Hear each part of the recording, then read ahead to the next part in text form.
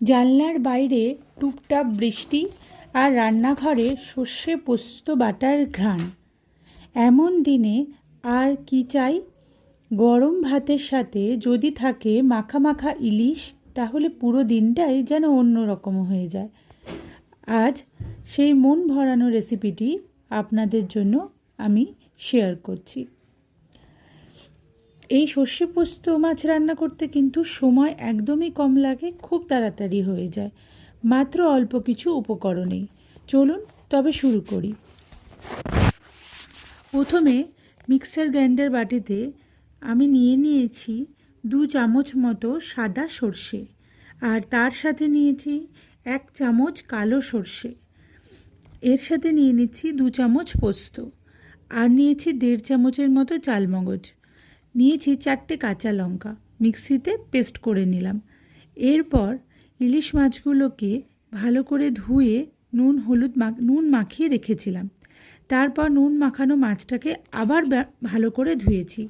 এরপর মিক্সিতে করা মশলাটিকে বেশ ভালো করে আমি মাছের গায়ের মধ্যে মাখিয়ে নেব।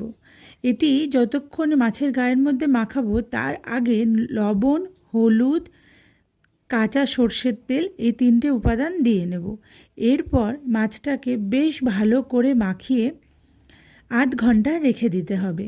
ম্যারিনেট করে যতক্ষণ রাখতে পারবেন মাছের টেস্ট ঠিক ততটাই ভালো লাগবে।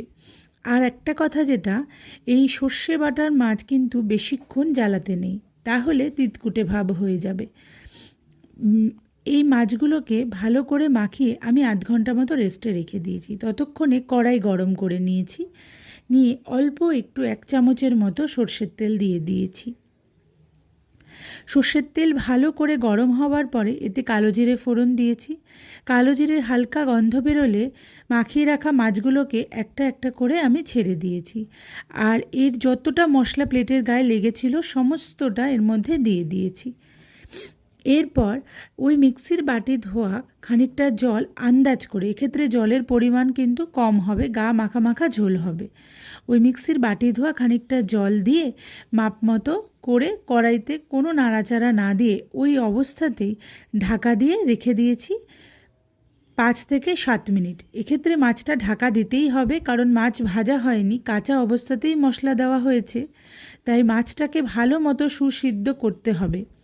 তাই ঢাকা দিয়ে 5 থেকে 7 মিনিট, এমনকি 10 মিনিটও রেখে দিতে পারেন। এক্ষেত্রে ততক্ষণে ভাপে মাছটি হয়ে যাবে। ইলিশ মাছ হতে বেশি একটা সময় নেয় না, তবুও তাকে দম দিতে হবেই। এরপর কয়েকটি চেরা কাঁচা লঙ্কা ওপর দিয়ে দিলেই একদম রেডি আমাদের সর্ষে পোস্ত ইলিশ মাছ। আর একটু সর্ষের তেল ওপরে ছড়িয়ে দিচ্ছি, যেটা কি না সর্ষে বাটার সাথে খুব ভালো যায়। এরপর এই ইলিশ মাছগুলোকে একটা একটা করে আমি বাসনে নামিয়ে নিয়েছি। কেমন লাগলো রেসিপিটি অবশ্যই কমেন্ট করে জানাবেন। আর এই সহজ রেসিপিগুলো দেখতে গেলে ঝিলিকের শখের রান্নাঘর পেজটি ফলো করে দেবেন।